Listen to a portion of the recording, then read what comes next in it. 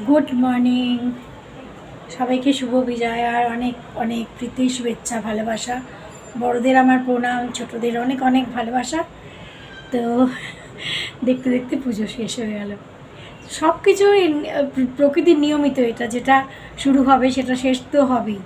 তো যাই হোক, 4-5 দিন ধরে এরা প্রচণ্ড আনন্দ করেছে।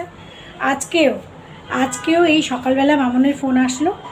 কালকে রাত্রিবেলা ফিরেছে ওই 12:30 পৌনে 1টা নাগাদ। তারপরে মানে নবমীর দিন রাত্রিবেলা আর কি। তারপরে আজকে এই মামনের বাড়ির থেকে ফোন আসলো যে ভাই কী করছিস, চলে আয়। তো মামুন আজকে তার মানে দুপুরে এখানে আসছে না, ওখানেই। তো ওখানে খাওয়া দাওয়া, তো তারপরে ওখানেই থাকবে। জানি না, আমাদের বিকেলে আবার এখানে আমাদের যেখানে রামলীলা হচ্ছে এখানে তো বিরাট বড় বড় 3টে ওই কি রাবণ, মেঘনাথ আর কুম্ভকর্ণ, 3জনের সেই বড় বড় মূর্তি সেই বানায়, সেটা লাগিয়ে তো দিয়েছে। কিন্তু এদিকে মেঘলা করছে, মেঘলা ওয়েদার, কখনো রোদ উঠছে কখনো মেঘলা হচ্ছে। এখন যদি বৃষ্টি হয়ে যায় তাহলে তো রাবণ ভিজে যাবে, জানি না কী হবে। তো আমার স্নান করা পুজো করা হয়ে গেছে, আর সকালে ব্রেকফাস্টও হয়ে গেছে। এখন ভাবলাম যে ব্লগটা শুরু করি। তো এই বছরটা পুজোটা এরমভাবেই কাটলো, কোনো ব্যাপার না। আসলে গত বছরের যে প্রত্যেকটা দিন না, প্রত্যেকটা দিন প্রত্যেকটা মুহূর্ত মনে পড়ছিল, যার জন্য এবছরটা আমি না বেরোতেই পারলাম না। চেষ্টা করেছি না করিনি তা নয়, চেষ্টা করেছি। কালকে একটু বেরিয়েছিল সন্ধ্যেবেলায়, অনেকবার বলেছে আমাকে চলো চলো একটুখানি ঘুরে আসবে, কিন্তু আমি মন থেকেই পারিনি। যাই হোক, আবার পরে দেখা যাবে, আসছে বছর আবার হবে। আজকে তো আবার বৃহস্পতিবার, তো ওই সকালবেলা একটু তাড়াতাড়ি বলেছি যে একটু তাড়াতাড়ি আমাকে ফুল মিষ্টিটা এনে দাও, তো তাড়াতাড়ি পুজোটা করে নিই। কেননা কে কখন কোথা দিয়ে কখন কে আসে না আসে, একটু পুজোটা হয়ে গেলে না নিশ্চিন্ত। তো যাই হোক, একটু তাড়াতাড়ি আমাকে ফুল মিষ্টিটা এনে দিয়েছিল, সেই জন্য আজকে আমার বৃহস্পতিবারে পুজোটাও হয়ে গেছে। পুজোটা একটা হয়ে গেলে কাজ না, একটা বড় কাজ মনে হয় হয়ে গেল আর কি। তো বৃহস্পতিবারে পুজো করে নিয়েছি। ঘরের যা অবস্থা দেখাচ্ছি তোমাদের, ঘরের যেদিকে তাকাচ্ছি সেদিকেই খালি জামা কাপড় আর জামা কাপড়, চারিদিকে খালি জামা কাপড়। এই 4 দিন ধরে ওরা খালি এটা ছাড়ছে সেটা ছাড়ছে, এটা পরছে সেটা পরছে। সকালে একরকম, বিকেলে আর এক রকম, সকালে একরকম, বিকেলে আর এক রকম। এই এখন সব জামা কাপড় আমার গোছাতে হবে। ঘরটাকে মোটামুটি একটু ঠিক করে তারপরে রান্নাঘরে গেছি। এবার রান্নাঘরে গিয়ে রান্নাবান্না কী করব, কদিন ধরে সেরকম সবজি টবজিও নেই বেশি। আসলে ওরা খাচ্ছে না বাড়িতে না, তো একটু মাছ ছিল, ওই মাছের ঝোল করলাম আর একটু আলু ভাতে। ওটা একটুখানি আজকে ওই কাঁচা লঙ্কা দিয়ে তেল দিয়েই মেখেছি।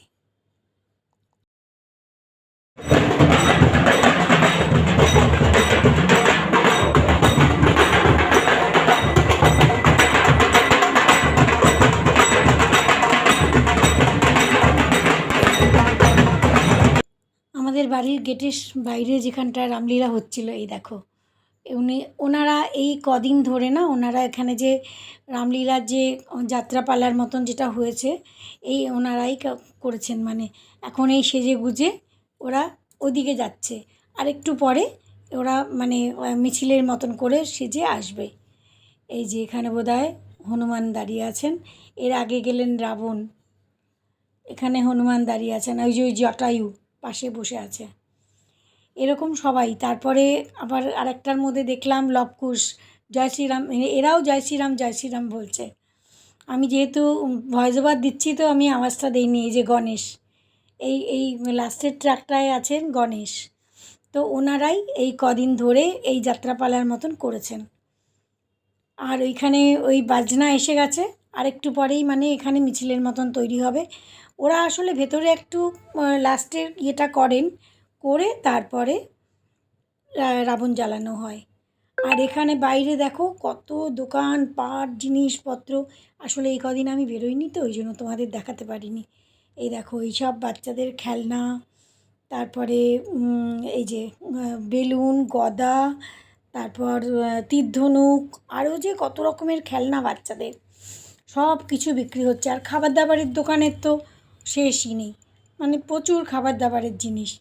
এই যে দেখো, এই যে বিভিন্ন রকমের বাচ্চাদের খেলনা, এখানে গদা আছে, এই যেগুলো গদা, গত বছরে আমরা ঝন্টুর জন্য একটা গদা কিনে নিয়ে এসেছিলাম, সে তো 2 মিনিটে ছিঁড়ে কুটে শেষ করে দিল। এবছর আর কিনি, এই যে ত্রিশূল, তারপরে ওটাকে কী বলে লাল রঙের, ওটা জানি না, নাম জানি না। তারপরে এরকম বিভিন্ন রকমের খেলনা, আর তারপরে আছে তীরধনুকও আছে দেখলাম, এই যে তীরধনুক। তো বিভিন্ন খেলনা, খাবার দাবার, মুখোশ আছে, বিভিন্ন রকমের মুখোশ। এই যে বাচ্চাগুলো মুখোশ পরে পরে দৌড়দৌড়ি করে খেলছিল।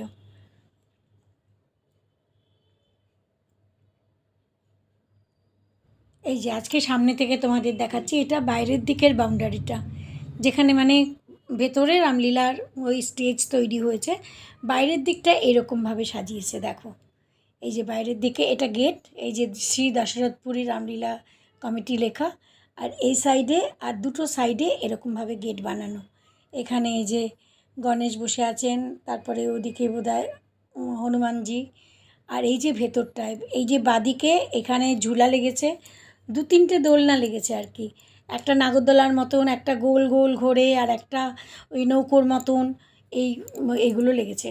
আর এখানে হচ্ছে এই যে রাবণ, মেঘনাদ আর কুম্ভকর্ণ, ভেতরে অনেক বোমা বাজি দিয়ে এগুলো তৈরি করা আর কি। তো স্টেজে দেখাবে যে রাবণ বধ হচ্ছে, তারপরেই এদের আগুন ধরিয়ে দেবে, আর দুমার দুম বাজি ফাটতে থাকবে, ভীষণ ভালো লাগে দেখতে। এই দেখো আজকে দশমীর সন্ধেবেলা সবাই রাবণ দেখার জন্য ওখানে রাবণ, মেঘনাদ সব রেডি হয়েছে, দেখালাম না এক্ষুনি। আর এই দেখো এমন বৃষ্টি নেমে গেছে, অনেক জোরে বৃষ্টি নেমে গেছে।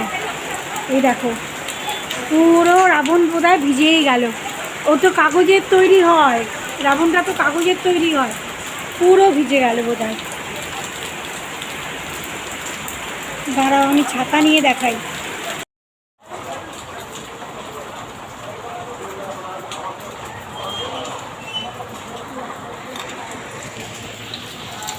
খুব জোরে বৃষ্টি নেমে গেছে, রাবণ বোধহয় ভিজেই গেল।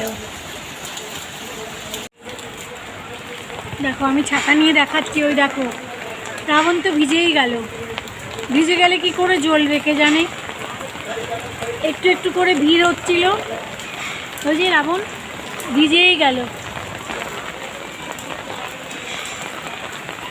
একটু একটু করে লোকজনের ভিড় হচ্ছিল, কিন্তু এত বৃষ্টি খুব জোরে নেমে গেল, খুব জোর বৃষ্টি নেমে গেল।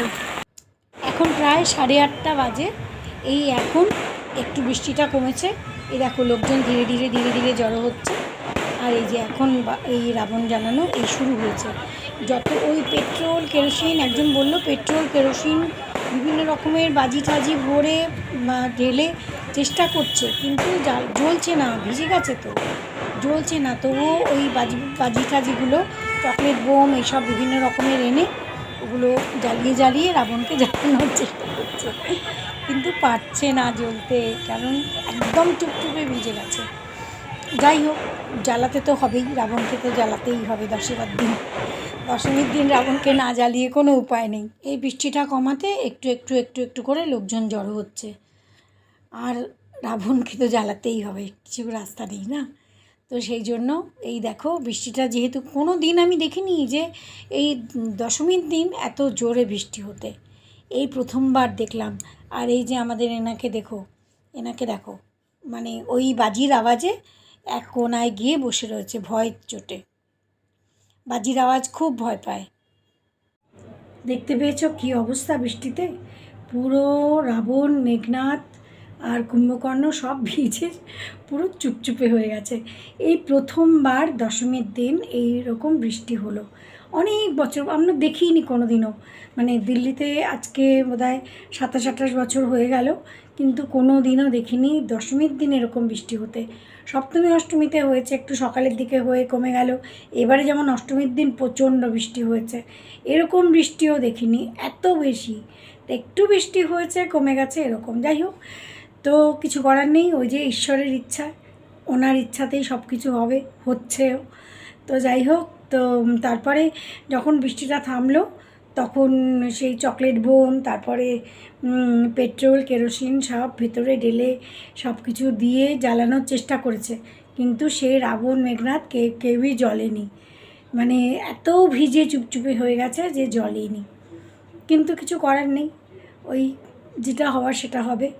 তো এবছর সবাই বলছিল যে এবছর নাকি মা এসেছেন গজে আর যাবেন নাকি দোলায়, তো দোলায় নাকি কি প্রবলেম হতে পারে, যা হবে হবে, দেখা যাবে, মাই দেখবেন।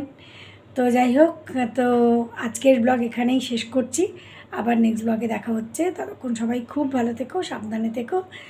আর যদি ভালো লাগে আজকের ব্লগ তাহলে লাইক কমেন্ট করো, আর যদি কেউ নতুন এসে থাকো আবার ওই পুরনো কথা, সাবস্ক্রাইব করো। আবার নেক্সট ব্লগে দেখা হচ্ছে। Good night.